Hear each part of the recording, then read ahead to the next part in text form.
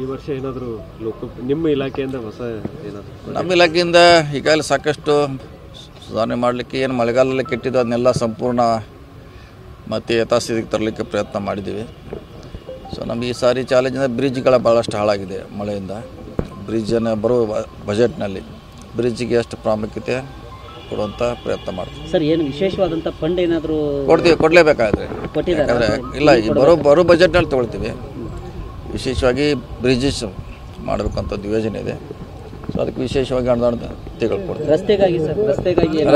ರಸ್ತೆಗೆ ಈಗಾಗಲೇ ಮಣ್ಣು ಕೊಟ್ಟಿದ್ದಾರೆ. ಹಿಂದೆ ಬಜೆಟ್ನಲ್ಲಿ ಮೊನ್ನೆ ಎಕ್ಸ್ಟ್ರಾ 4,000 ಕೋಟಿ ಕೂಡ ಬಜೆಟ್ ಕೊಟ್ಟಿದ್ದಾರೆ ಮೊನ್ನೆ CM ಅವರು.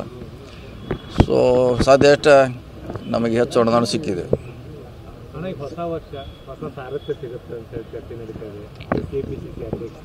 ಅದು ನೋಡಬೇಕಾದ್ರೆ ಪಾರ್ಟಿ ನಾವು ಹೇಳಿದಿಲ್ಲ, ಪಾರ್ಟಿ ಹಂತದಲ್ಲಿ ಚರ್ಚೆ ಆಗಬೇಕು, ನಮ್ಮ ಹಂತಲ್ಲಿ ಇಲ್ಲ. ಏನಿದ್ರು ನಿರ್ಧಾರ ಅವ್ರು ಮಾಡಬೇಕು.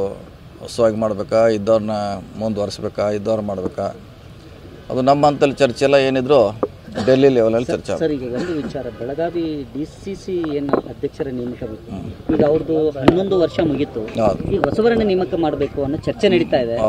ಆ ಕುರಿತಂತೆ ಏನೆಲ್ಲ ಚರ್ಚೆಗಳು ಆಗ್ತವೆ? ಚರ್ಚೆ ಆಗಿದೆ. ಎಲ್ಲರೂ ಕೂಡಿ ಒಂದು ಹೆಸರು ಕೊಟ್ಟಿದ್ದೀವಿ. ಒಂದೇ ಹೆಸರು ಇದು ಹೋಗಿದೆ, ಎರಡು ಯಾವುದೂ ಇಲ್ಲ. ಒಂದೇ ಹೆಸರು ಕೊಟ್ಟಿದ್ದೀವಿ. ಒಂದನ್ನು ನಿರೀಕ್ಷೆಯಲ್ಲಿ ಇದ್ದೀವಿ.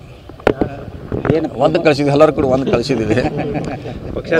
ಪಕ್ಷಾತೀತವಾಗಿ ಎಲ್ಲರೂ ಕೂಡಿ ಎಲ್ಲರೂ ಡಿಸಿಷನ್ ತೊಗೊಂಡು ಯಾರು ಹೆಚ್ಚು ಸಮಯ ಕೊಡ್ತಾರ ಅಂಥವ್ರಿಗೆ ಎಲ್ಲರೂ ಕೂಡಿ ಶಿಫಾರಸು ಮಾಡಿದ್ದೀವಿ. ಬಹುಶಃ ಅದು ಯಾವುದು ಚಿಕ್ಕೋಡಿ ಅದು ಬದಲಾವಣೆ. ಚಿಕ್ಕೋಡಿ ಕೂಡ ಯಾಕಂದ್ರೆ ಅವರಿಬ್ಬರು ಕೂಡ ಈಗ ಬೇರೆ ಹುದ್ದೆಯಲ್ಲಿ ಇರೋದ್ರಿಂದ ಸೊ ಈ ಕಡೆ ಹೆಚ್ಚು ಗಮನ ಕೊಡಲಿಕ್ಕೆ ಆಗೋಲ್ಲ. ಒಬ್ಬರು ಬೂಡಾದಾರ, ಒಬ್ಬರು ಗ್ಯಾರಂಟಿ ಅಧ್ಯಕ್ಷ ಇದ್ದಾರೆ. ಸೊ ಎರಡೂ ಬದಲಾವಣೆ ಮಾಡ್ತೀವಿ.